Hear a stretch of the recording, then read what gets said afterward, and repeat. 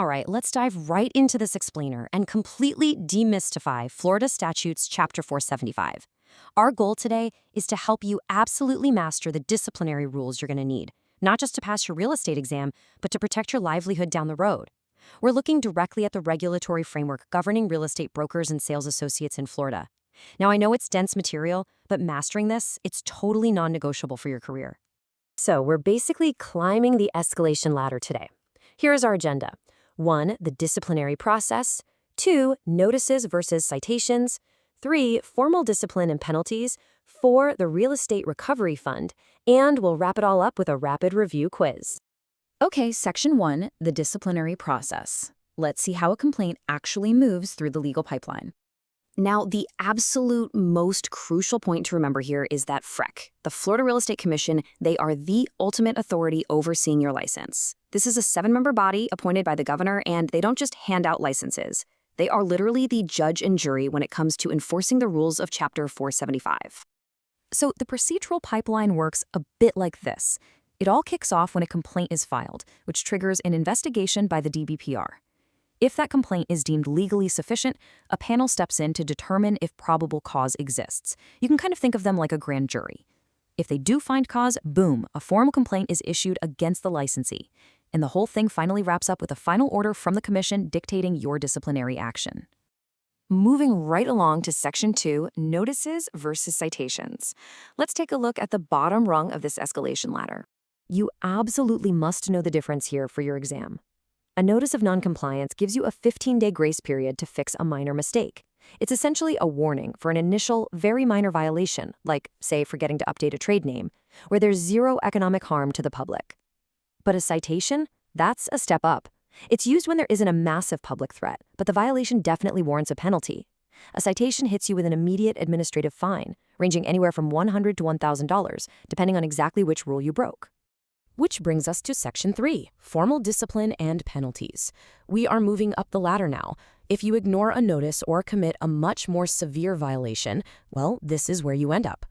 Under Section 475.25, the Commission actually has the authority to suspend a license for a period not exceeding 10 years.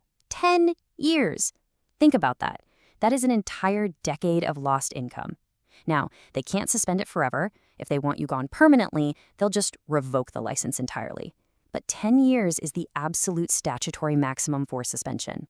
Furthermore, they can impose an administrative fine of up to $5,000. But here is the kicker. It's up to $5,000 for each separate count or offense. This is incredibly important to understand.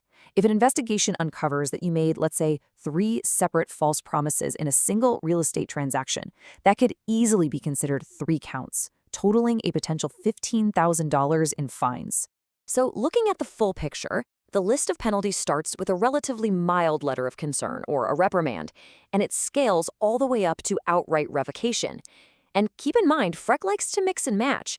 A licensee could face an administrative fine, a suspension, and be placed on a standard 90-day probation, all from just one single final order. All right, Section 4, the Real Estate Recovery Fund. This is essentially the ultimate safety net for the public when a real estate professional causes financial harm and just can't pay the judgment. If a licensee causes monetary damage and is unable to pay up, the fund will actually step in. But payouts are strictly capped. It's a maximum of $50,000 per transaction and an absolute maximum of $150,000 total against any single broker. So to put that into perspective, even if a broker completely defrauds 10 clients out of $50,000 each, the fund is only going to pay out a maximum aggregate of $150,000 on behalf of that specific bad actor. Now listen closely to this part. If the fund has to pay out on your behalf, your license is automatically suspended until you pay back every single penny, plus interest. It's not a gentle suggestion, and it absolutely does not require a separate hearing. The suspension is automatic the very day that payment is made, and honestly, a discharge of bankruptcy usually won't even relieve you of this specific penalty. Okay, let's jump into Section 5, our rapid review quiz. It's time to lock this dense legal material into your brain for exam day. I'm going to read the question, give you a brief beat to think, and then we'll reveal the answer. Ready? Let's do it. Question 1. What is the maximum administrative fine the Commission can impose per separate count? The answer is $5,000. And the reason? That is FREC's strict statutory limit for a single violation or separate offense under Section 475.25. Question 2. How many days does a licensee have to comply with a notice of non-compliance? Think about that grace period. It's 15 days. Notices are issued for minor violations with no economic harm, so they give you that brief 15-day grace period to get it fixed. Question 3. What is the aggregate payment limit from the Real Estate Recovery Fund against one broker? The answer is $150,000. While individual payments are capped at $50,000 per transaction, there is a strict $150,000 total lifetime cap for multiple judgments against one single licensee. Question 4, our final question. What happens to a license immediately upon payment from the recovery fund? It's an automatic suspension. The rule is incredibly strict. Your license remains suspended until that fund is repaid in full, plus the interest. So I'll leave you with this. Ask yourself, is a single lapse in judgment or cutting a corner ever worth risking a $5,000 fine and a potential decade-long suspension of your livelihood? Let that thought guide you, not just to a perfect score on your exam, but to building an airtight, ethical, professional practice. Understanding these rules isn't just about passing a test, right? It's about protecting your career and operating with absolute integrity. Thanks for learning with me in this explainer today, and keep your focus on those rules.